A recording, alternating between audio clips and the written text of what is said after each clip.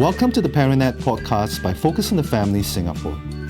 In each episode, we'll be speaking with everyday parents and practitioners as they share with us gems from their parenthood journey.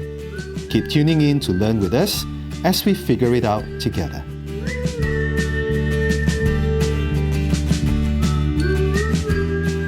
Hello and welcome to the ParentNet podcast. My name is June and I'm your host for this episode. Today, we are exploring the topic of collaborative problem solving with children. If this term sounds a little bit new and foreign to you, don't worry, we will unpack it as we go along. But in a nutshell, we are talking about collaborating and working with our children versus controlling them or fixing the problems for them. And for this topic, I'm really glad to have Jenni Ho-Huan with me in the studio today. Jenni is a pastor and a mother of 2 young adults. Jenni, it's so good to have you back. Hi, on June. The podcast. Yeah, it's a real privilege to be here. Yeah, can you share with our listeners a little bit about yourself since it's been a while since you were here, right? Well, so I'm a pastor in the city, which means I pray for the city and I do things I feel will help to build this city up. And I journey with individuals towards wholeness. And through that, I help them to bring better wholeness to their systems, whether it's their family systems, their work systems, or their religious institutions. So on this topic today, could we start by talking a little bit about what is collaborative problem solving? And also what led you to explore this? Well, actually, I just operate based on the words. So I don't have a technical expertise on this subject.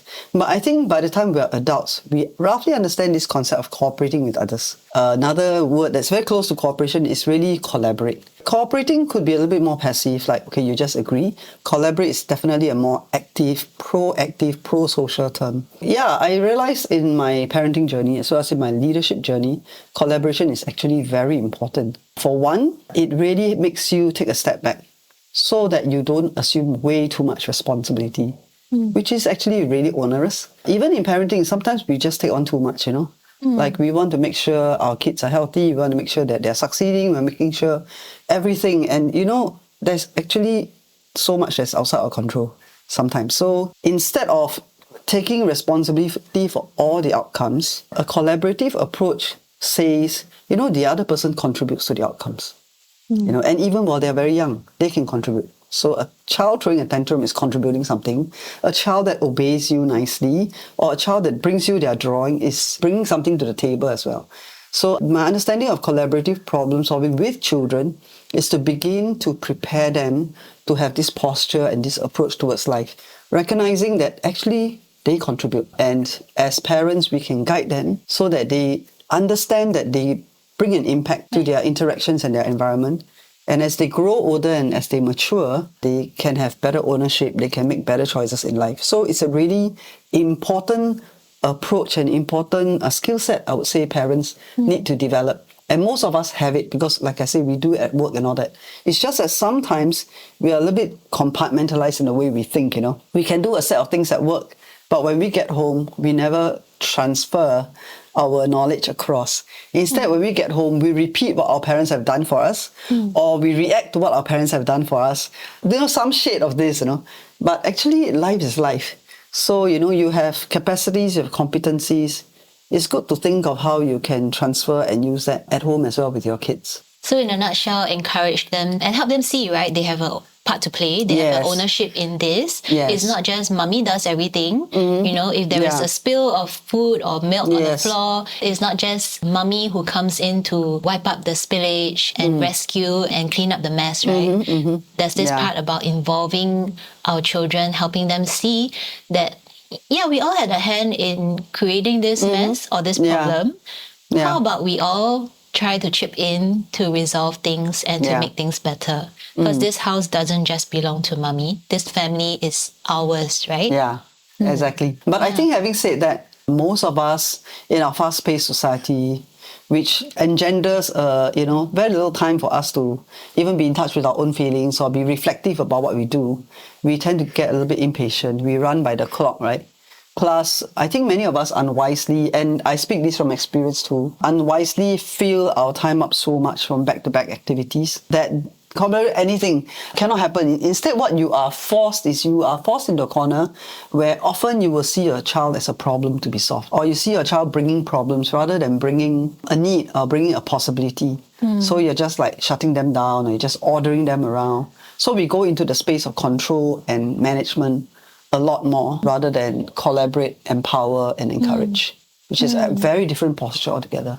So the high stress and the high fast-paced lifestyle that we have does not exactly encourage the environment that we need or the space to actually reflect on what we are doing, whether it's in the household, whether it's managing the chores, managing the problems, so to speak. And we go into the mindset of seeing the child as the problem and us as the fixer. So how do we move and how do we shift this mindset from my child is the problem and I have to fix this? And how do I help him or her to see himself or herself as part of the solution?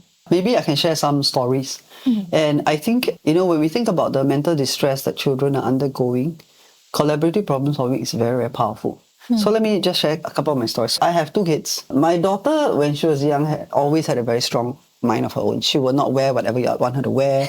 She doesn't like shoes on her feet. She doesn't like hats on her head.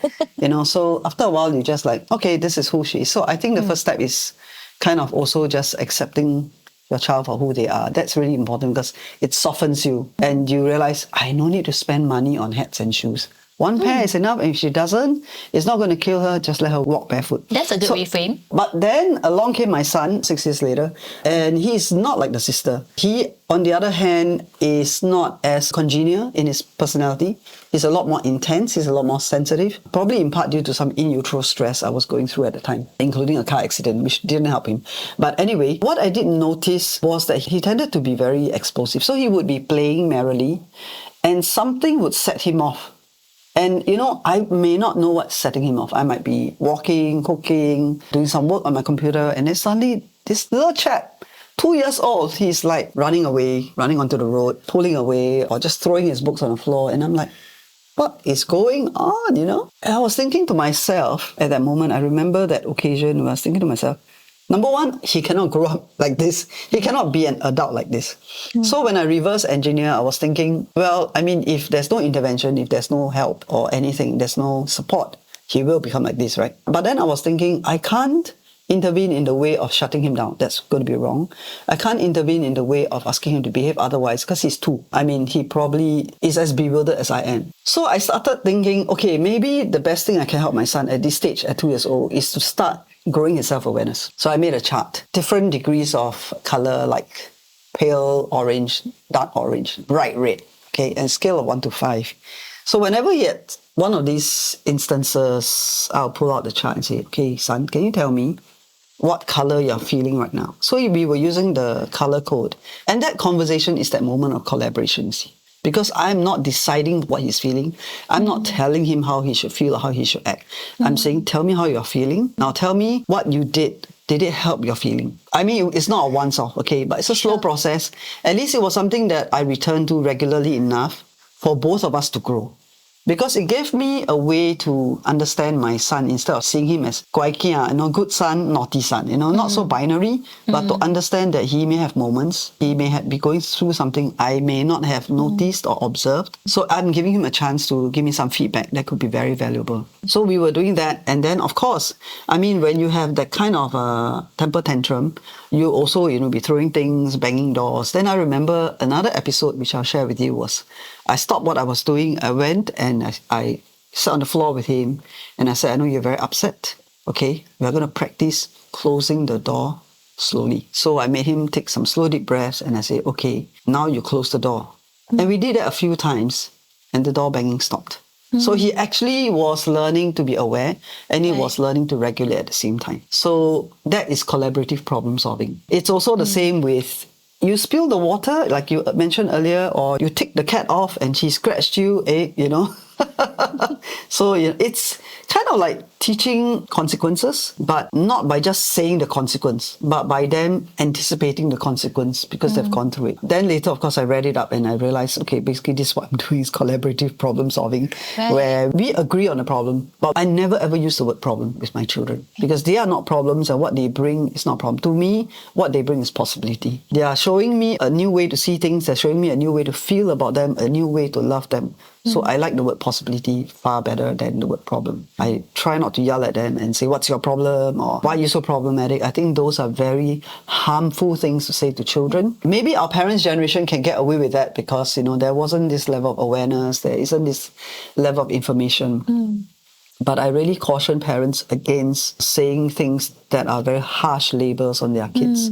It's very harmful today because somehow children take these things in a lot more They than we did last time. internalize, Yeah, and right? they internalize it really, really deeply. Can I just clarify how old was your son at the point of the second incident where you taught him and practiced together what it means and looks like to close the door softly? I believe he was not yet 4. So, he is very young and he can Very bang the young, door already. yeah. Yes. So, I mean, if he can bang the door, he can close it softly. That's what I think. It's just a door. I think he can do it. Whether he can do it after 6 sessions, after 60 sessions, it will vary. But he can do it. So I think that's a very inspiring story where there is possibility when we learn to work with our children where they are at. Yeah. Right? And I think going back to what you talked about earlier, you said it begins with acceptance, it does. accepting who they are, how they're wired, what they're like, what their instincts tell them to do, right? Yeah. And then moving from there to growing that awareness of what might be more helpful for us, i.e. closing the door softly helps us to have a, peaceful Yeah. home environment, right? Yes. So painting that for them, as much as it's a possibility for you, it's also a possibility for them to learn. It is. Yeah. And what is also interesting is because once I set in motion this capacity he has, as he grew up, I realized that he was always problem solving in very interesting ways. Because I'm not prefixing the solution for him, he is able to very creatively think of solutions. And yeah, it's quite fascinating. Sometimes I cannot catch up with the way he thinks. The other day I was trying to ask him to help me fix some financial planning, and then he looked at me and said, "Mom, you're not using Excel? Why are you not using Excel?" I said, "I cannot use Excel. I'm excellent at a lot of things, but just not Excel. I cannot excel at it." And we had a good laugh, and then he was just going so fast, and I'm like, "Oh no. Okay, are you putting in the formulas for me?" And even when he was younger, the sister thought one way, the father thought one way, I thought one way, but he had his really, really distinct way of thinking.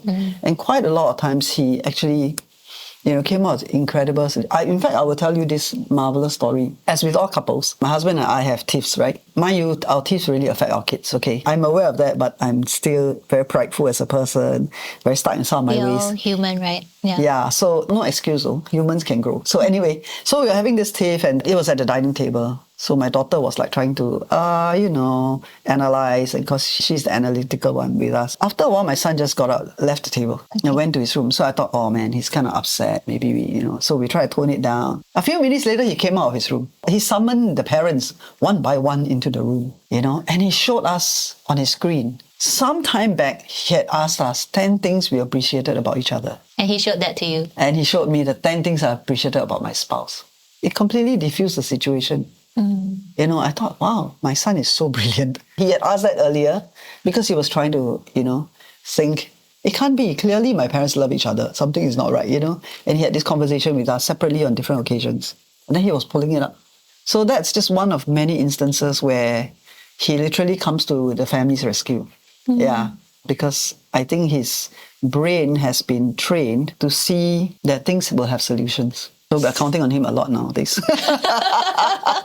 Yeah, I mean, that's amazing because I was just about to ask, right, how has this collaborative approach actually helped to grow your child, right, in the way he approaches his own life challenges. He's now a young adult, and it's so apt that you talked about how he is really bringing himself to the table, to the family, and helping his parents work through some of the issues and tips that you experience.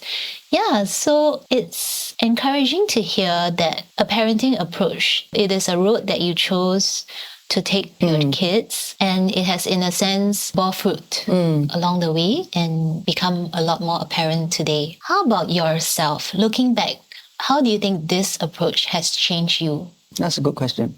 But just before I say that, I have to be very honest and say it's not an easy journey. And sometimes it's easier to collaborate and sometimes it's harder. And as a parent, you kind of have to decide. Like when he was making decisions about school, about what course to study, sometimes they just don't have the information or sometimes they don't know what they want. Then it gets a bit difficult to, say collaborate as it were.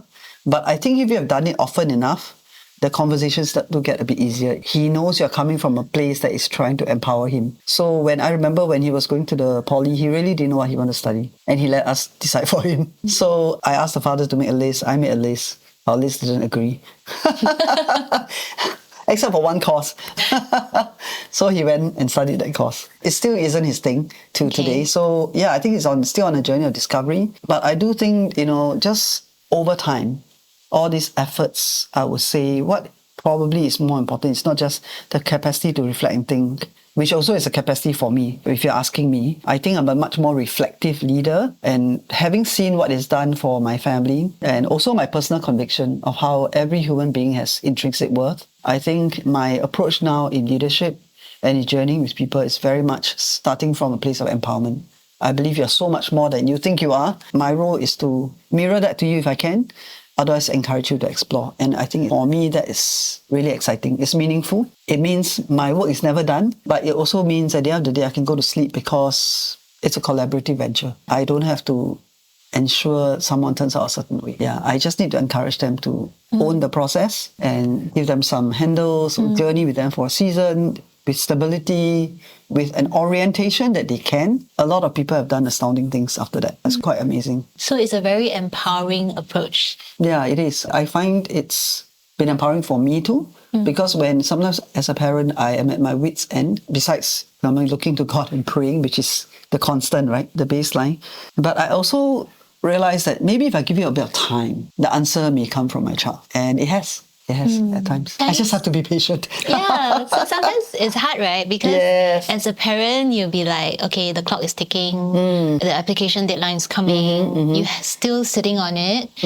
Shouldn't you decide by now, right? Those thoughts will come running through our minds. Yeah. As you mentioned earlier, we always face this pressure, especially in the modern day, context that we live in. When it comes to such things, how do you think we as parents can regulate ourselves? That's interesting. If we are familiar with internal family systems, every one of us is multiple cells as well. So it's also interesting that we collaborate with ourselves. So there's a part of us that might be anxious and there's a part of us that might be steady. Yeah. So we probably need to bring both sides of ourselves to the table and say, can the steady part please tell the anxious part calm down? There must be a part of us as an adult that's kind of steady, that helps us to be grounded, whether that's your religious life or that's your track record or whatever. So you need to draw on that. So there's like an internal collaboration with yourself also that can be very helpful. Yeah, I guess that's where talking to ourselves and being... healthy self-talk though. being compassionate, being kind to ourselves comes in, right? As our kids grow, and earlier you alluded to this, like the life stage of making applications or deciding on courses, those are important decisions to be made. As our children become teens, do you think this collaborative approach becomes essential, even more important for parents to know? Yes, absolutely. Because eventually parenting shifts from providing and protecting, pursuing and all that. It does have to shift gear to a more coaching. So at first you are more providing, but you have to increase your presence, and then later you have to move into a more coaching kind of thing. And if you have been doing this, it does pivot more easily. Because if you have always been just giving instructions or scolding or disciplining, it's a completely different vocabulary, You won't have the vocabulary when the time calls for it. So you cannot actually wait till they are old. You can start when they are young, really. So again, you need to know your child's personality and where they are at. And this is where I'm really concerned, just to add on, this is where I'm really concerned about and very happy that our own Prime Minister has to come out and say, please don't use your handphone so much, because really collaborative problem solving cannot be done unless there is some language foundation. If a child is struggling to speak, you can't collaborate. There's no Yes. language. If a child is struggling too much emotionally, maybe because they were raised by too many caregivers, so there's no stability in their life, those are the prerequisites, I would think, to be able to do this. So, we cannot come to any state of our parenting and try to do an intervention that we have not done the groundwork for. I think that is very important for our parents to know when they're entering the whole realm of parenthood. I think that's why we have God in His wisdom give us whole 9 months of gestation, give you 9 months to think about what you're about to embark on, because it's going to be a game, a warfare, a soccer game. I mean, it's going to be so many multiple things. I don't mean literally, but I mean, that's the dynamics going on. It's a lot. It is important to spend the 9 months wisely and through the morning sickness and everything to start reflecting on these things. Yeah, so I'm hearing the building blocks of, let's say, yes. that language, that understanding, ability to listen, talk, yes. have a conversation. That part needs to be in place. Yeah. And also the emotional regulation part. Not to say that the child needs to become like perfectly formed you yourself as a parent as well, but there has to be some work there before we really are able to, hey, let's collaborate to work this through together, because it can't come out of nowhere. It can't occur in a vacuum. Correct. It's just like at work. I mean, the parallel is true. If your boss is always barking at you and say, hey, come meeting, we have to solve this together, you won't be at your best self. You'll be worried that at any time he will blow his top. And you can't contribute because you are kind of in a flight mode, So you need to have a sense of safety before everybody performs their best when they feel safe. Okay, so for a parent who might be listening and interested to learn more and to really adopt this in their everyday lives, apart from these learning to regulate ourselves, to self-soothe in that sense, and also in teaching the child these skills, right? What is one small step you think that is important for such a parent to take? The most important thing a parent can do is to work at some mindset shifts. Because if you're not doing this, or you're not doing what you believe is necessary or right, then there is some kind of hindrance.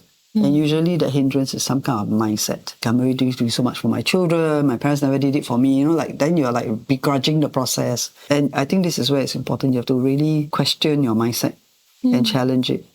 And if you need help, you should go get help, I feel, because some of us can be very stuck. In fact, our children might be the hope that gets us unstuck, because it forces us to confront some ruts or some patterns we have that actually won't be good for us in the long run. I think it's good to just look at your mindset, because without the right mindset, the acceptance is difficult, the bonding is difficult, the languaging everything will be difficult. And really, if you talk about mindset shifts, it doesn't happen overnight, right? It doesn't. And likely it would take conversations, it would take reflection, really intentional working through some of the beliefs that we hold so tightly.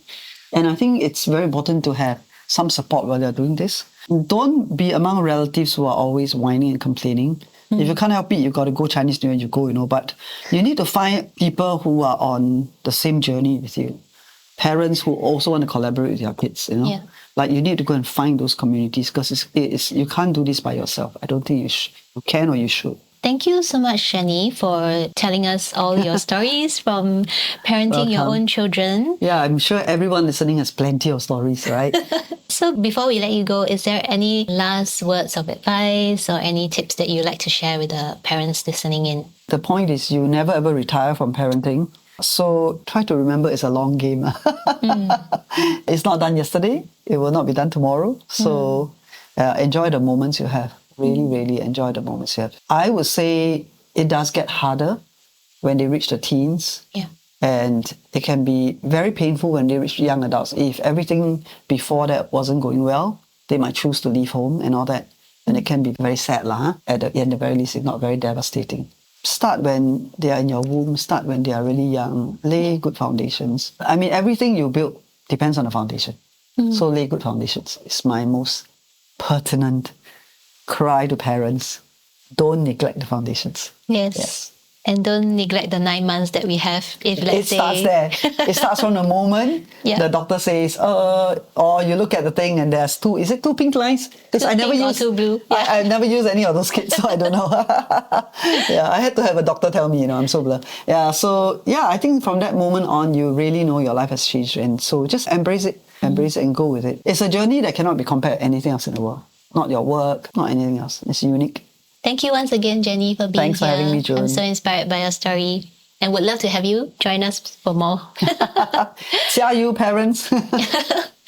And yeah, speaking of foundations, I actually wrote a very simple parenting volume. It's called Simple Tips for Happy Kids. So based on my research, there are 5 essential core things that every child needs to have that baseline stability, safety that you can build upon. So I really hope you guys will consider picking up that book. It's called Simple Tips for Happy Kids. And I also write on Substack. You can find me on Substack. My name is Jenni Ho-Huan. I do write about parenting there as well. My latest piece was on the parenting legacy. So yeah, do check it out if it'll help you. Thanks. And for listeners out there, if you're interested to learn more about the parenting resources that we have, do feel free to visit our website at family.org.sg.